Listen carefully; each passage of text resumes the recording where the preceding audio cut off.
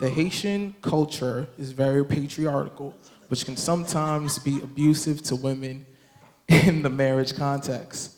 As a Haitian American Christian couple, how do you approach submission in your marriage? No, thank God I didn't have a husband that was like that, because I don't think I would do too well with it. My dad was very sweet. He was a sweet man, and he treated my mom so well. And I knew that that's what I wanted in a husband, so that's why he's here. But I also knew that he had, because you know the word submission, like if you look, you got to be under a mission, right? And so I knew that he had a mission for our marriage, because we had these conversations before we even got married. So I knew he was someone that I could be secure with. My dad even knew that he was someone that could hold me down. Like he even told him, like, just take care like of my daughter. Like he trusted this man with my life. And so I knew that I could trust him and be under him in every kind of way. No, sorry. Hello. Yes. Sorry.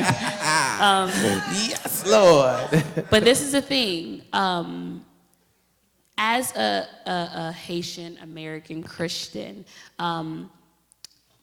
he's not very patriarchal. Like he's not like, but he is the man of the house, right? But even the man of the house sometimes, you know, slacks, right? And so when I see that, you know, the mission is kind of like not being accomplished, or there's kind of like a deterring, right? I make it my business to, all right, let's call a meeting. Let's talk about what, what do we have in place? Just to kind of keep him in line, because you are kind of like the driver, right? And you are, and so, but I am like I'm Siri. Hello, right? And like, I'm just kind of reminding you of, okay, what are we doing? Like, you know, and in a respectful way. I don't speak down on him, because a lot of times women feel like your words, they matter, okay? You have the power to either tear down a man or to build him up. And I make it my duty to build him up. So even when I'm bringing our meetings to, into session, I'm very careful with my words and how I say what I say. I'm like, what you doing? What's going on? Like, where we going? Like, I never bring it in that type of boo-boo, what you doing, right? It's very like, so like, you know, we write down what, you know, what our goals are, and we talk about it. And if he's slacking, I'm like, okay, babe, what about this? What about that? To kind of remind him, okay, I need to kind of be on point and, you know, kind of drive this bus. Amen. To piggyback off of what Anne was just saying, women are powerful. Women, if you didn't know that, you are so powerful. You have the power to lead nations. You have the power to, you are the determining factor. All the kings out there, all the emperors out there, it's really us running stuff in the background. So that the way that works though, is through submission. Now, submission was a big part of my healing. I had to decide within myself that submission was going to be a big part of my healing. Why? Because, and unlike you, I was not under a sweet man. I was not under a good man. The very first thing that I had to do in the journey to submission was I had to learn what a man was. I didn't know heads or tails, but I knew what I was seeing was wrong. So I went into my word. I dug into my word. I looked everywhere that I could. I used to follow y'all page. Like, you know, these guys are great. I went everywhere to find a resource, to find a place of how to do this thing and how to do this thing right, because I wanted it to be right for me, because it mattered to me. It wasn't necessarily more so about the marriage, because at the time I wasn't married. It was about my healing. I needed to get out. I needed to get out of the bitter, broken, bruised, just horrible mindset of I have to do everything myself. I have to withhold my emotions. I can't be the woman that I want to be. And the woman that I wanted to be was, I want to make my money, pay my bills. You feel me? I want to do what I want to do. I want to be powerful. I want to manage things. Make 7 figures and all that different stuff. I wanted to do all the great things, but I also wanted to cry into my husband's chest. I wanted to lay, with a man that would secure me, that I trusted to lead me. I want somebody to pray over me. And I feel like we're in a constantly toxic culture that tells us that you can't be soft. You can't be emotional. You can't be, and I'm not saying not to be objective. I'm not saying to go around slashing people's tires and busting the windows out people's cars. I'm not saying any of that. What I am saying, however, is to, somebody over here. But what I am saying is that in order for me to give the world and to minister as best as I can and for my future children and all that different stuff, I needed to submit. I needed to receive. I needed love, and I didn't want to admit that before because I was so broken, because I had so much trauma. It wasn't gangster to do that, which is dumb, but it meant more to me to have a successful marriage than for me to walk around trying to be this independent black woman, and for me to be going to sleep frustrated every night, trying to put up a front for other women who were feeling the exact same way. But let me just say this.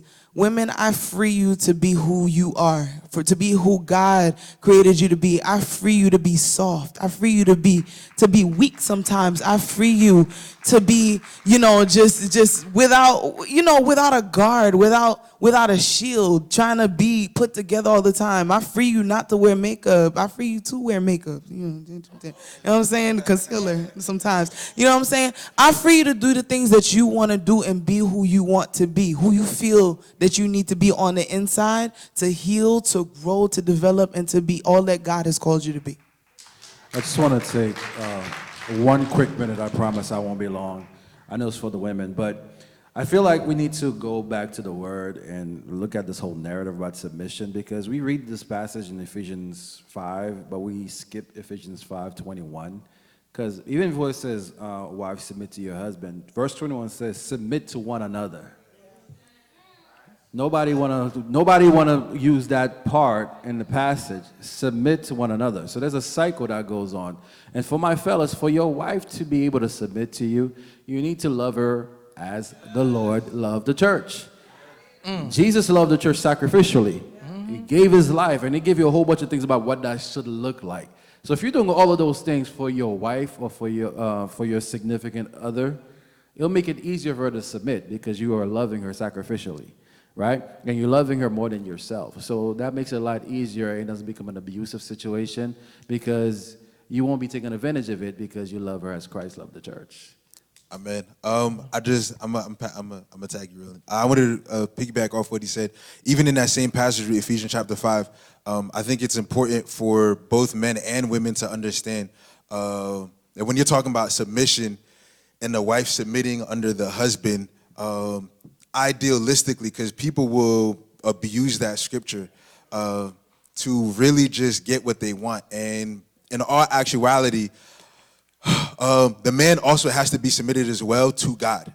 And oftentimes they'll say Christ is the head, and as Christ is the head of the man is the woman, the head of the wife. And so there is a transition of authority. The reason why she can submit is because he's also submitted. And from that place of submission, everything she's getting, everything she needs is being received because of the man being able to do that. And then in the rest of that passage, it kind of just describes how Christ loved the church. Number one, he loved her immensely. He loved her, and it says languages like, you got to love her like one loves herself. You got to cherish yourself. You got to nourish yourself. And so for men, here's the question I think that we should also ask ourselves as we're looking at this. Because we may be like, you know what, my wife she's not being submissive, she's proud and things of that nature. And it's just kind of like, okay, here's the first question. Number one, are you giving any, and you guys have heard this already, are you giving anything worthy of submission? And number two, are you being considerate of the fact that you treating her is a reflection of how you even see yourself? So you're like, she's being irresponsible, she's being proud, and it's just kind of like, bro, the lack of love that you're giving her is actually the lack of love that you're giving yourself. Because you will understand, I can't do nothing as long as we're married if she's not back here supporting me. And so me loving her is me loving me as well. The other thing that it points out and it displays in the things that Christ is doing is a leadership thing. And I really have to say this because I think a lot of our parents, my dad was born in the Papa Doc regime. And so for those of us who don't know, he was like the dictator supreme of Haiti. And so a lot of, and you'll understand this, a lot of our parents, their language culture of leadership is based off the leadership that they grew up with. Fear, domination, intimidation, loud, barking, nothing really to prove. And so when you come into that, you have to understand that as a leader, you not only have authority, but you are also responsible. So if your wife asks for money, don't be like, oh, where's your money at? You are responsible to take care of this as well. You are responsible to provide for this as well. Another thing that needs to be understood, that the way that Christ led was not as a dictator, was not as an authoritarian, it was as a servant. Sherry, hey, how can I help you out? What are the things that you're looking for today? That is the way that you give a wife a worthy of enough submission to submit to, if that makes sense. Does that make sense? I'm going to stop there because I know Betty got a word.